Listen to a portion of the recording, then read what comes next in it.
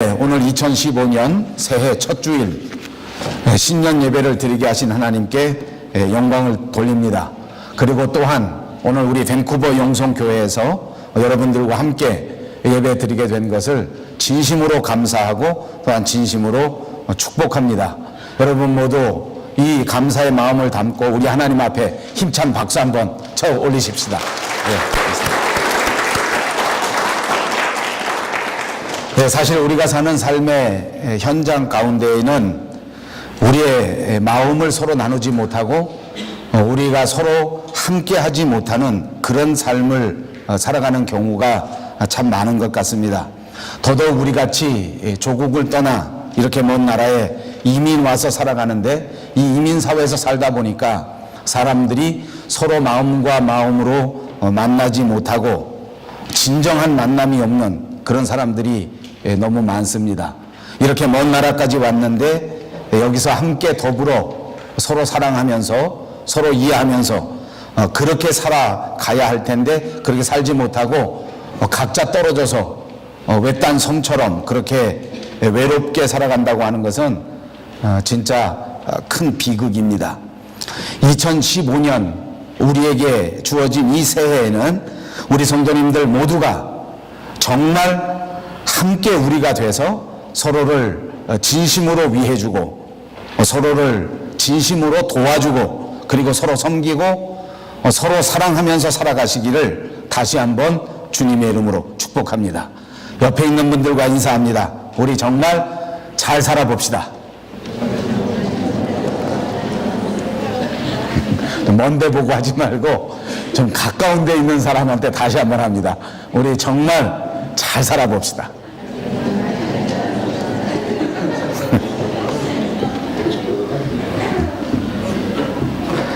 사실은 형제끼리 좀 인사를 해야 되고 부부간에 정말 깊이 인사해야 되고 오빠 동생 사이에는 더 진심으로 인사를 해야 됩니다.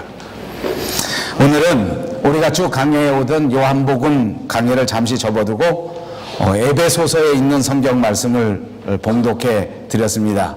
이 에베소서라고 하는 성경책은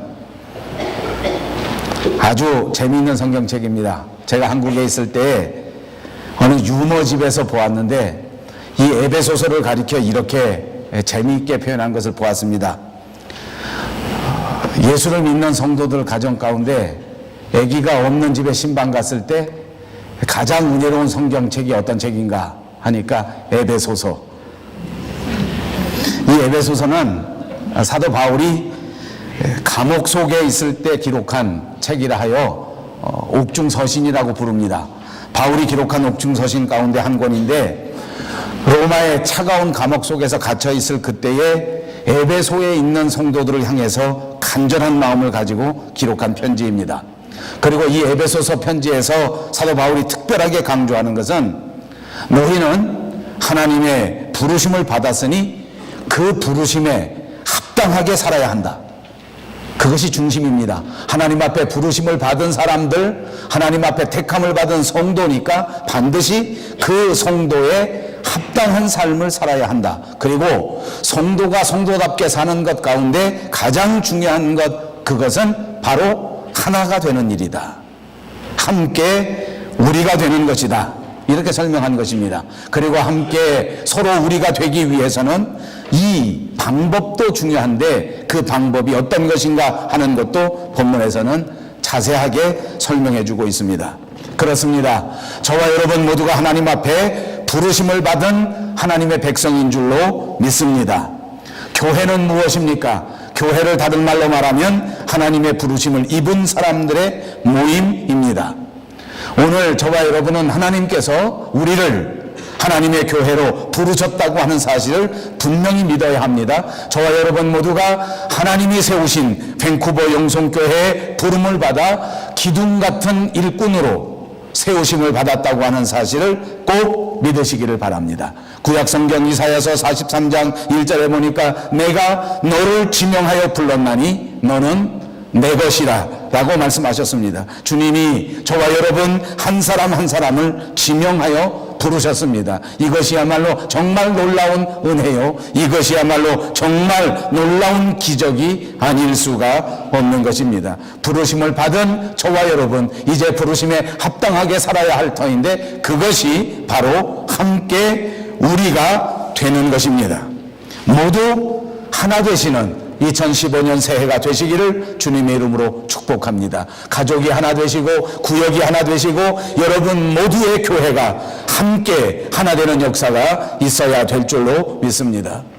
하나님께서 우리를 부르셨기 때문입니다. 부르심을 받은 사람들의 합당한 삶이기 때문입니다. 그것은 하나님께서 우리를 그냥 부르신 것이 아니라 아무 의미 없이 부르신 것이 아니라는 것을 의미하는 것입니다. 하나님은 우리를 부르셨을 때 하나님과 더불어 함께 우리가 되어 이 땅 위에서 하나님의 사역을 펼치고 이 땅 위에서 하나님의 나라를 확장하기 위하여 우리를 부르셨고, 우리를 기르시고 우리를 세우시고 우리를 든든하게 하실 뿐만 아니라 우리와 함께 이끌어 가시려는 계획 가운데 부르심을 받은 것입니다.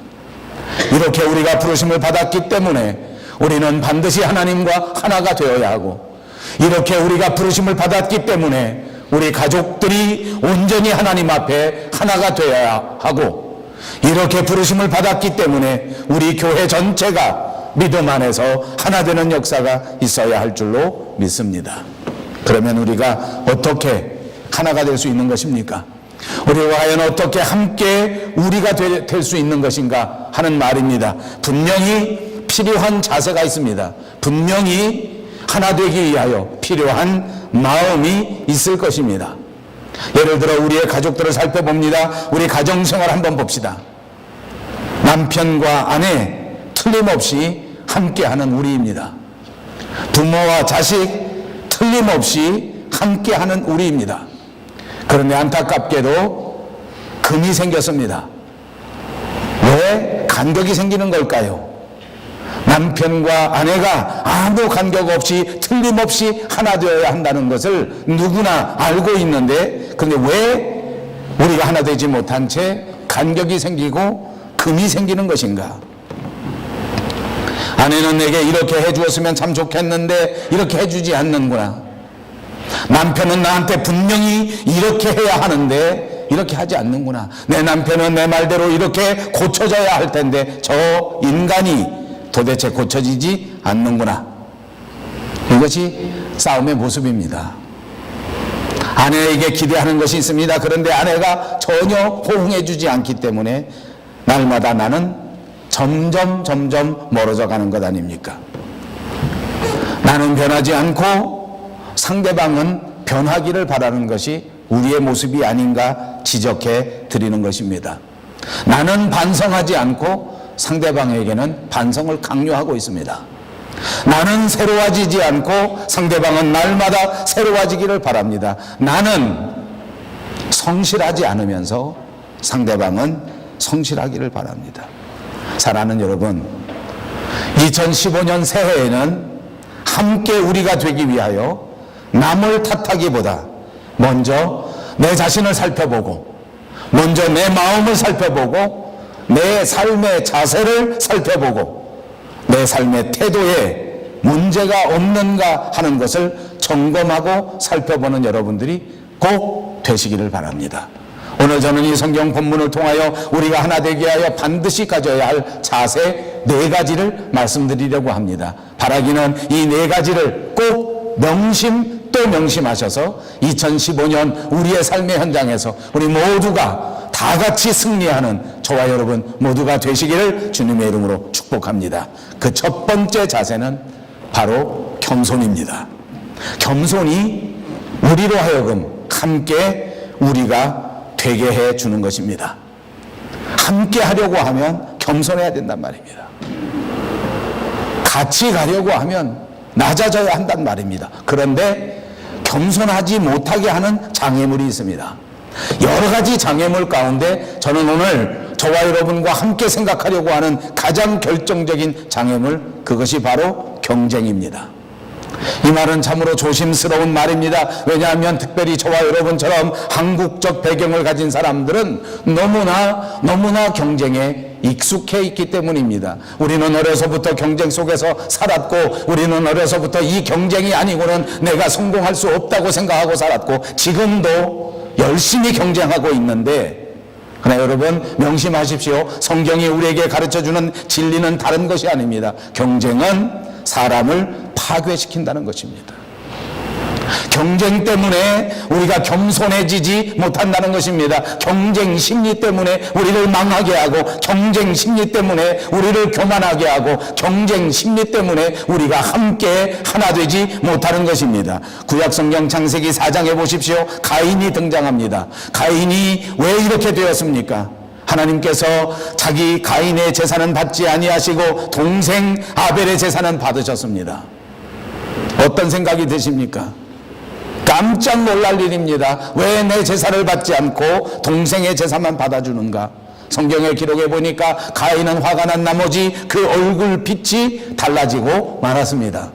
이것은 오늘 저와 여러분의 모습이 아닌가 싶습니다. 다시 한번 가만히 생각해 봅시다. 가인의 제사는 하나님이 받지 않으셨고 아벨의 제사는 하나님이 받으셨습니다. 무엇이 이상합니까? 조금 바쁘셔서 아벨의 제사만 받으셨을 수도 있습니다. 무슨 다른 생각이 있으셔서 가인의 제사를 받지 않고 아벨의 제사는 받으셨는지도 모를 일입니다. 가인의 편에서는 또는 아벨의 편에서는 화를 낼 일도 아니고 얼굴 빛이 달라질 일은 전혀 아닙니다. 여러분, 오늘 우리 가슴에 손을 얹고 한번 생각해 봅시다. 우리 같으면 어떨까요? 저는 가인과 똑같습니다. 얼굴 빛이 울그락 불그락 빨갛게 변합니다. 큰일 났다. 더 열심히 해야지. 큰일 났다. 동생한테 지고서야 어떻게 살 수 있겠나? 어떻게 하나님을 옆에 이웃에 있는 사람은 하나님이 받으시는 예배를 드렸는데 도대체 나는 어떻게 된 것인가? 이제부터 자아 비판을 해야 되겠다. 이제부터 산속에 들어가야 되겠다. 지금서부터 어떻게 하든지 간에 내가 저 아벨을 이기지 않고서야 밥도 먹지 않겠다. 잠도 자지 않겠다. 여러분, 이 동생에 대한 경쟁심, 이 동생에 대한 시기심 때문에 결국 가인은 동생을 쳐 죽여버리는 패역한 짓을 저지르고 말았습니다. 이스라엘의 첫 번째 왕이었던 사울은 또 어땠습니까? 블레셋과 싸움이 벌어집니다. 이스라엘 전체가 위기에 처해 있을 때입니다. 블레셋 나라, 이방 나라에게 분명히 넘어져서 이제 완전히 망할 수밖에 없는 상황에서 어린 목동 다윗이 일어났습니다. 어느 누구도 넘볼 수 없었던 위대한 장군 골리앗을 다윗이 넘어뜨린 것입니다. 온 백성들이 죽음을 면했습니다. 온 백성들이 패배를 면했습니다. 온 나라가 다시 살게 되지 않았습니까? 모든 나라의 국민들이 다윗을 칭찬합니다. 노래를 부릅니다. 찬양을 드립니다. 이렇게 백성들에게 다윗이 크게 인정을 받는 그 순간에 사울은 마음속에 경쟁심이 가득 차게 되었습니다. 그 사울의 마음속에는 시기심이 넘쳐나게 되었습니다. 다윗이 미워지기 시작합니다. 나라를 구한 그 엄청난 공적은 온데간데 없어지고, 그동안 나라를 위하여 수고한 이 어린 소년의 그 아름다운 선행은 깨끗이 가리워져 버리고, 그리고 지금 이 순간 내 마음속의 경쟁 심리 때문에, 내 마음의 시기심 때문에 그가 나쁘게 보이기 시작한 것입니다. 여러분이 사람관계가 그렇지 않습니까? 형제관계, 부모관계 보십시오. 여러분 혹시 이 새해 첫날에 부모에게 마음속에 섭섭한 마음이 있는 분 계시지 않습니까? 자식들에게 무언가 아쉬운 마음이 있는 사람 없습니까? 남편에게 무언가 악한 마음을 가지고 있는 분 없습니까? 그러나 다시 생각해 보십시오. 지난날 살아오는 동안 그 부모 때문에, 그 자식 때문에, 그 아내 때문에, 그 남편 때문에 얻었던 그 아름다움, 그 기쁨, 그 행복함 어디로 다 잃어버리고 왜 지금 내 마음이 이렇게 촉박해진 것입니까? 들여다보십시오. 다 경쟁 심리입니다. 들여다보십시오. 다 시기심입니다. 그러다가 사울은 결국 다윗을 죽이지도 못합니다.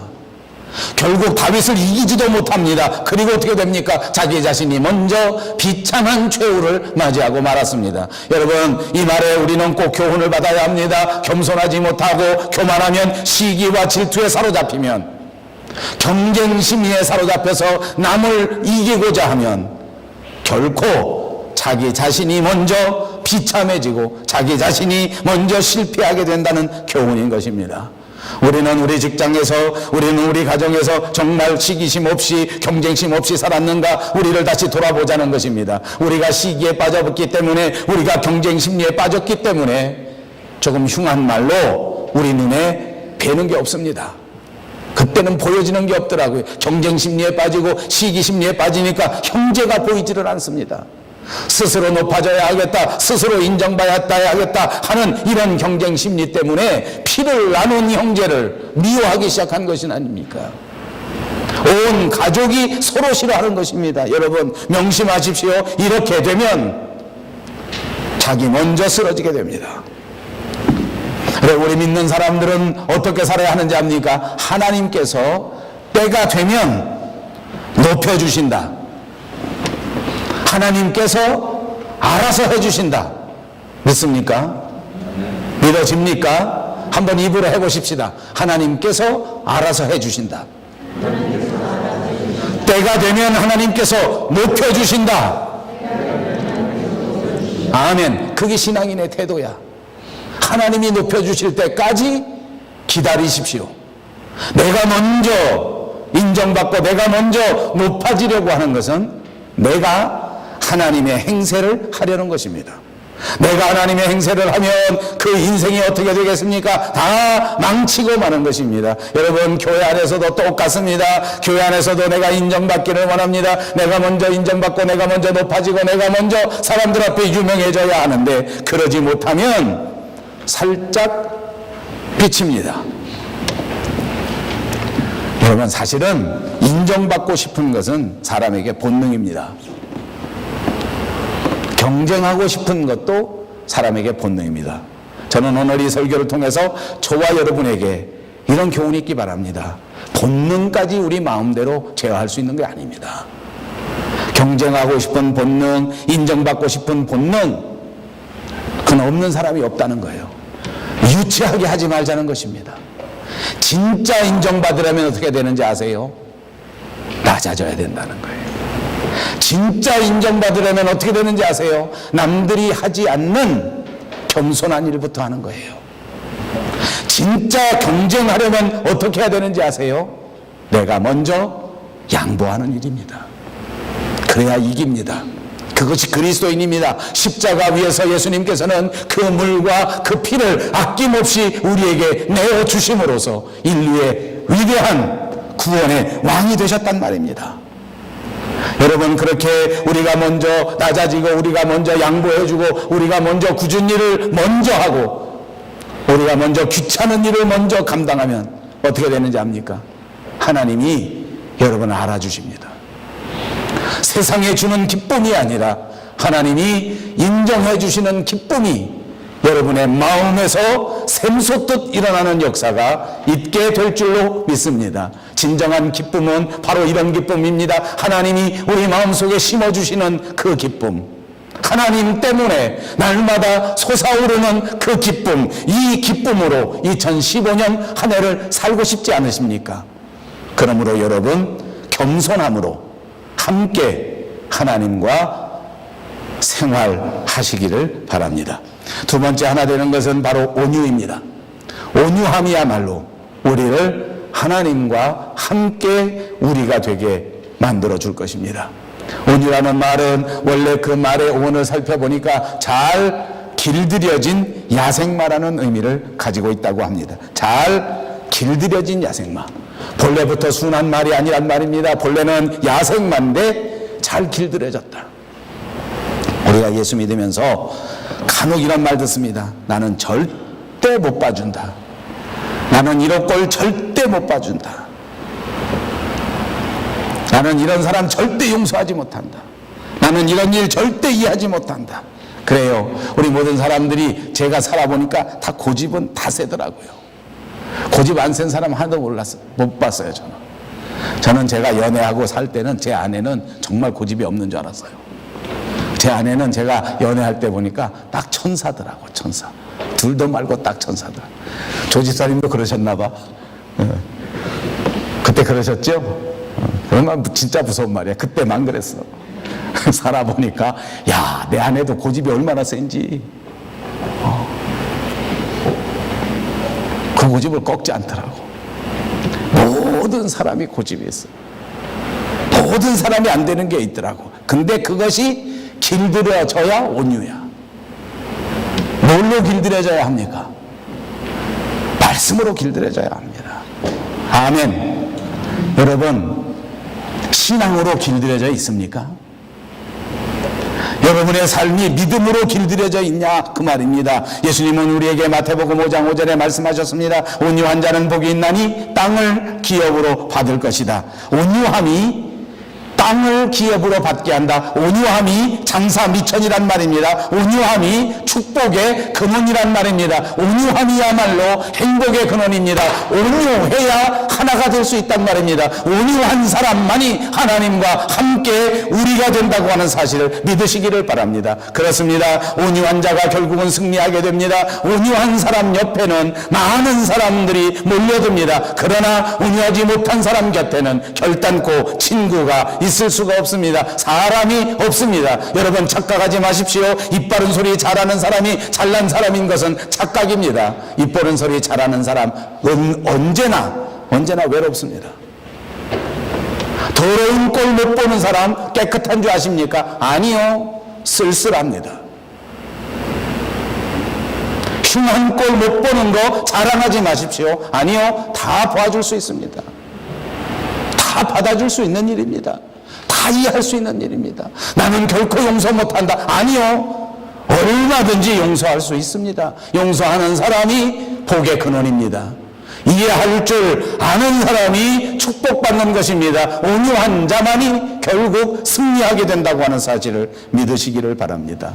예수 믿는 우리는 하나도 온유, 둘도 온유, 세 번째도 온유입니다. 왜냐하면 예수님께서 우리에게 말씀하신 것처럼 나는 마음이 온유하고 겸손하니 나의 멍에를 메고 내게 배우라고 말씀하셨기 때문입니다.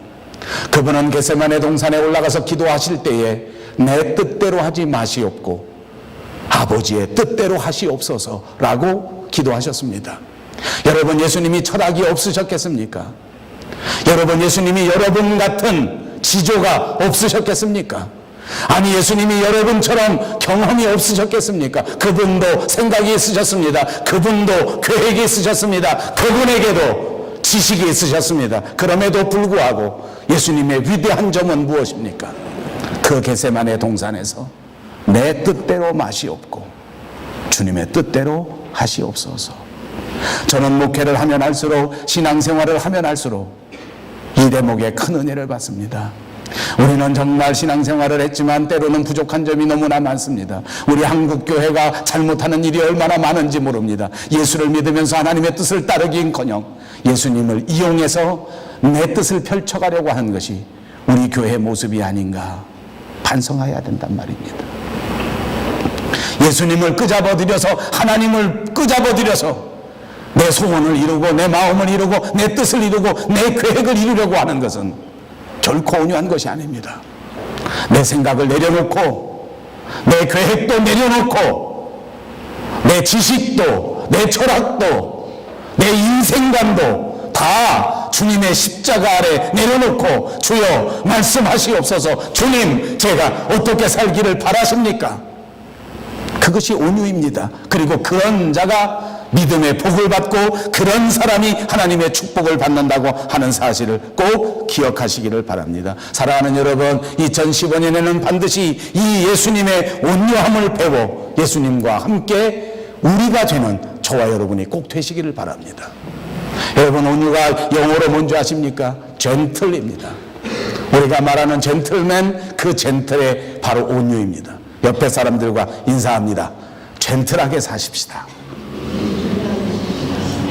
젠틀하게 삽시다. 2015년에는 정말 젠틀하게 살았으면 좋겠어요.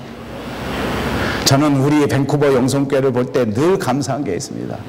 지금 열심히 반성하자고 설교하고 저 자신이 반성하기 위해서 이런 말씀 드렸습니다. 반성해야 합니다.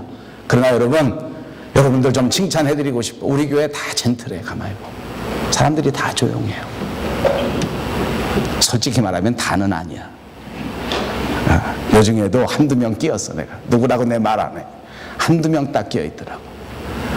사실 대부분 다 젠틀해. 난 이렇게 조용한 분들을 본 적이 없어요. 교회에 젠틀하면 복된 거예요. 말할 줄 모르는 사람 없어요. 틀린 거 지적할 줄 모르는 사람 없어요. 그냥 젠틀한 거예요. 그냥 젠틀한, 그래, 저 사람이 맞을 수도 있지, 이렇게 젠틀한 거예요. 세 번째, 우리가 하나 되기 위하여는 오늘 성경에서 보니까 오래 참음이라 하였습니다. 그렇습니다. 오래 참음이야말로 우리를 하나 되게 하는 것입니다. 우리가 살아가는 시대 정신은 오래 참기가 어렵습니다. 두 가지가 다 어렵습니다. 오래 하기도 어렵고 참기도 어렵습니다. 시대가 그렇습니다. 왜냐하면 변화의 시대이기 때문입니다. 초고속 스피드의 시대이기 때문입니다. 저는 노트3 휴대폰을 씁니다. 제가 생각할 때는 이 노트3가 얼마나 새 것인지 모릅니다. 아주 새로운 것입니다. 엊그제 신년 모임이라고 저희 가족 모임을 열었는데, 저희 아들들하고 뭐 어쩌고 저쩌고 여러 이 청년들이 모여가지고 제 휴대폰을 들고 설명하기를 이건 구식이다 이렇게 설명하더라고요. 왜 그런가 했더니 벌써 노트3 말고 다음 게 다 나왔다면서요? 노트4가 나왔습니까? 그걸 모르고 있었지. 아이폰 6가 나왔는데 그보다 더 앞섰다는 거예요. 나는 저거 산 지가 엊그제 같은데 아직 저 활용법도 다 몰라. 아직 이 펜 꺼내서 쓰는 거 요새 배웠어. 이제 이 속에 펜이 있었구나. 시대가 초스피드의 시대야. 변화의 시대야. 빨리빨리 하지 않으면 못 따라잡아요. 그런데 오래 참아야 된다는 거예요. 여러분, 오래 참아야 돼. 요즘 우리 한국 사회의 문제점은 뭡니까? 너무 빠른 것에 길들여진 것입니다. 참지를 못하는 것입니다. 욱하는 성질 때문에 일을 저지릅니다. 홧김에 그냥 일을 저질러 버립니다. 오래 참음, 오래 참음. 조금만 기다려야 하는데 기다리지를 못하는 거예요. 조금만 참으면 되는데 참지를 못하는 거예요. 여러분, 고린도전서 13장에 사랑을 말씀하실 때 우리가 너무나 잘 아는 사랑의 가장 중요한 속성이 뭔지 압니까? 사랑은 오래 참고. 사랑의 속성 가운데 가장 첫 번째 말씀한 것 자체가 사랑은 오래 참고. 영어 성경은 우리말 성경과 달리 번역본이 여러 가지입니다. 그 여러 가지 번역 가운데 어떤 영어 성경 번역에는 이 오래 참는다는 말을 never give up 이렇게 썼습니다. 결코 give up 하지 않는다. 포기하지 않는다. 이것이 오래 참는다 라고 번역해 놨는데 정말 좋은 번역입니다. 그렇습니다. 오래 참는다고 하는 것은 다른 말로 하면 결코 포기하지 않는다는 말입니다. 우리가 참는다고 하는 것은 사랑을 가지고 포기하지 않는다는 말입니다. 그런데 우리는 어떻습니까? 정말 포기해버립니다. 금방 포기해버립니다. 이것이 우리의 약점입니다. 사람을 만났는데 서로 사랑하고 서로 이해하고 서로 세워주면서 아름다운 가정을 꾸려가야 하는데 참지를 못합니다. 금방 포기해버립니다. give up. 식당 가면 밥을 주문해 놓고 음식 늦게 나온다고 참지를 못합니다. 제가 랭리에 이사 가보니까 거기 가서 아주 맛있는 식당 한 집을 발견했습니다. 저희 가끔 먹으러 갑니다. 정말 만족합니다. 한 가지 흠이 있다면 부부가 둘이서 장사를 하고 아들, 딸이 도와주기 때문에 손님이 조금만 많았다 하면 음식 하나 시키면 40분, 50분 걸립니다. 짜장면 하나에 기본 30분입니다. 저희 집 식구도 짜장면을 좋아하기 때문에 가끔 가는데 3, 40분쯤 기다려. 볶음밥 시키면 40분 기다려야 돼. 손님 조금 많이 오면 오늘 1시간 기다려야 된다. 기다립니다. 힘들죠. 기다리는 게 쉽지 않습니다. 여러분, 쉽지 않습니다. 이 중에 혹시 쉬운 분 있으면 진짜 덩실덩실 춤을 춰야 돼요. 부부간에 쉬운 사람 있습니까? 우리 의 좋은 부부가 많아서 쉬울 것 같아. 양집사, 문집사는 쉬운 것 같아. 그지? 쌈지도 안 난다며 거기는. 우리 허집사님하고 김집사도 쉽지. 여기도 오래 살아서. 쉬운 사람들은 정말 덩실덩실 춤을 춰야 돼요. 부부가 산다는 게 쉬운 일이 아니야. 교회 생활 은혜롭게 하는 거 덩실덩실 춤을 춰야 돼요. 이민교회에서 편안하게 신앙생활하는 게 결코 쉬운 일이 아니야.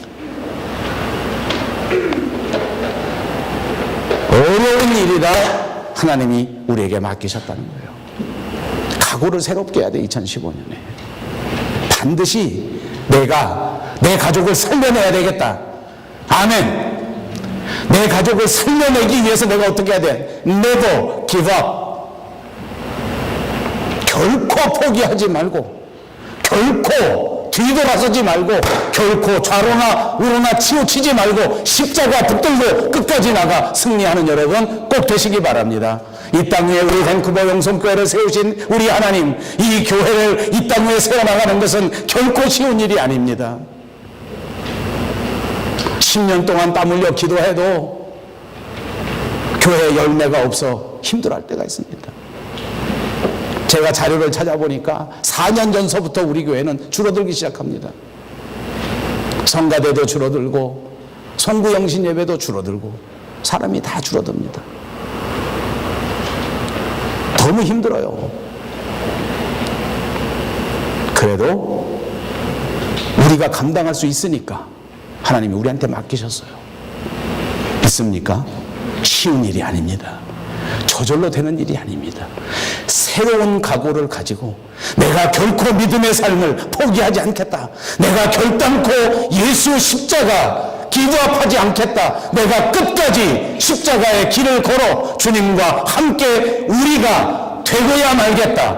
아멘. 결심하시고 결단하는 저와 여러분들이 꼭 되시기 바랍니다. 어떤 환경에서도 오래 참아야 한단 말입니다. 어떤 상황에서도 오래 참아야 한단 말입니다. 어떻게 억울한 일이 다가온다고 할지라도 끝까지 오래 참아서 결코 하나가 되시는 여러분들이 꼭 되시기 바랍니다. 마지막 네 번째로는 서로 용납하라는 것입니다. 그렇습니다. 용납하는 것이 우리로 함께 우리가 되게 하는 것입니다. 앞에서는 오래 참으라 하였습니다. 오래 참는다는 말은 소극적인 의미가 있습니다. 그러나 용납하라는 말은 훨씬 더 적극적인 의미인 줄로 믿습니다. 예수님이 세상에 계실 때 사람의 실수, 사람의 잘못, 사람의 허물을 들추어내고 그것을 비판하셨던 것이 아니었습니다. 그분은 그저 우리의 모든 허물마저 용납하시고 용서해 주셨습니다. 마귀는 그렇지 않습니다. 지금도 고발합니다. 마귀는 그렇지 않습니다. 지금도 참소합니다. 사람들의 허물을 들추어내고 고발하는데 명수입니다.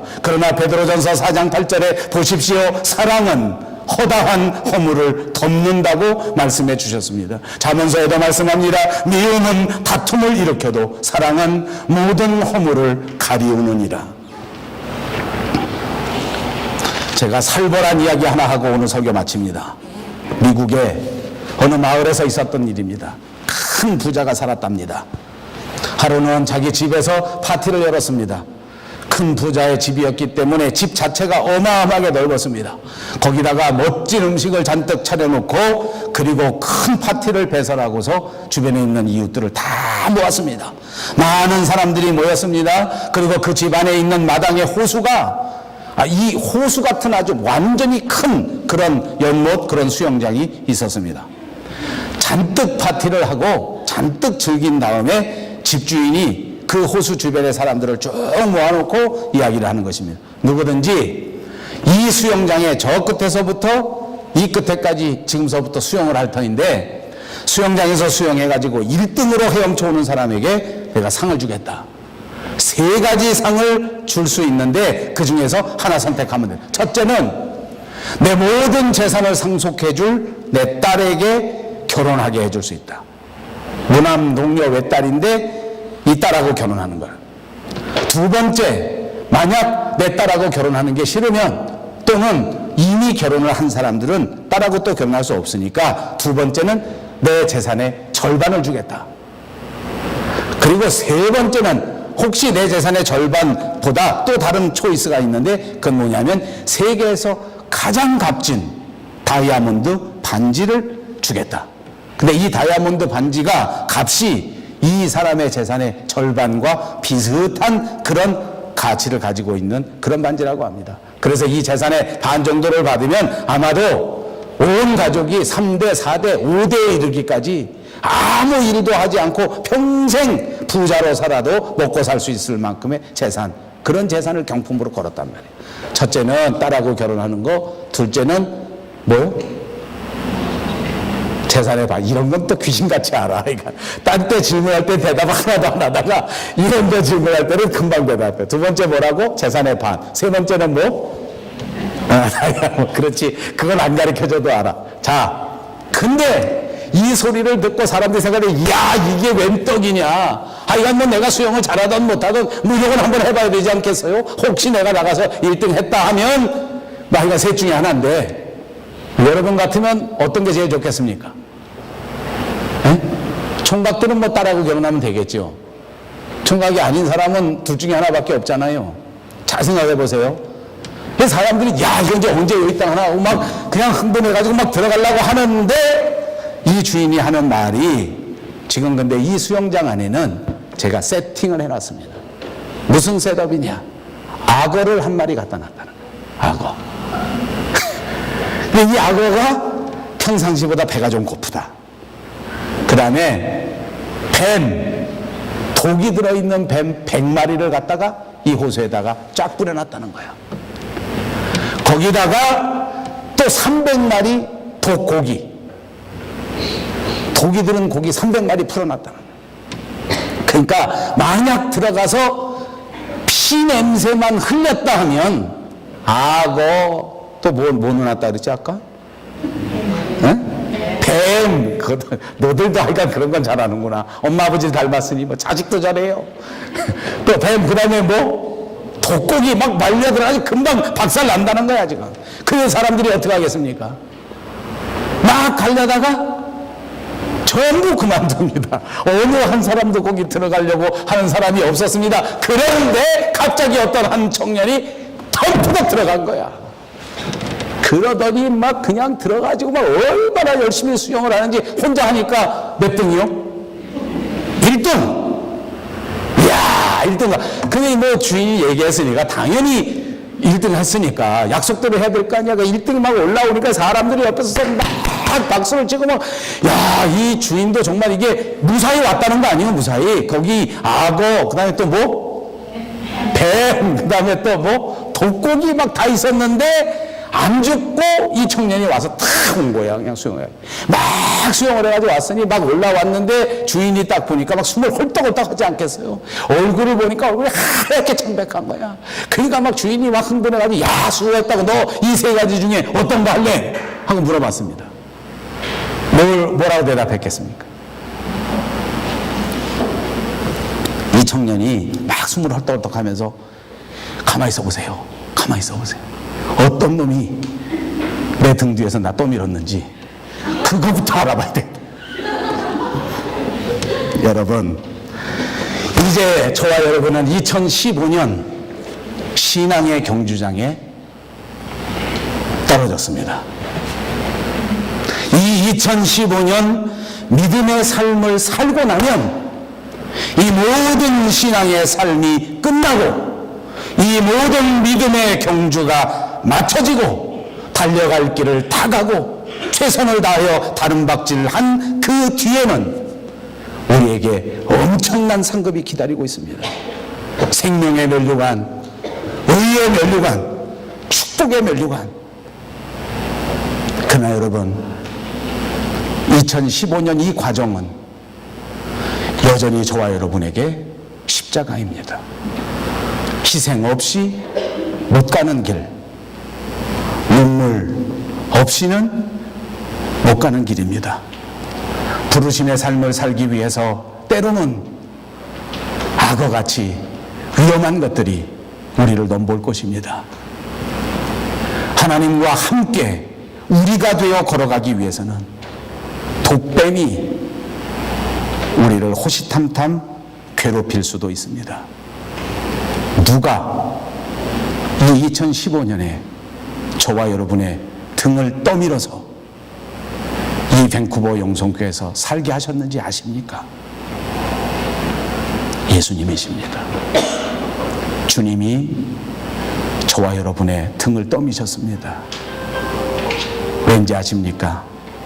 이 2015년이 끝난 그 뒤에 그 영광의 면류관, 그 의의 면류관 받게 하시려고 주님이 우리를 여기 살게 하셨습니다. 그리고 이 악어와 같은 위험 속에서 그 많은 독뱀, 독고기의 위협 가운데서도 주님이 우리와 함께 우리가 되셔서 우리를 지켜주실 것입니다. 하나님과 함께 우리가 되셔서 이 2015년의 삶에 승리하시는 여러분 모두가 되시기를 주님의 이름으로 축복합니다. 기도합니다.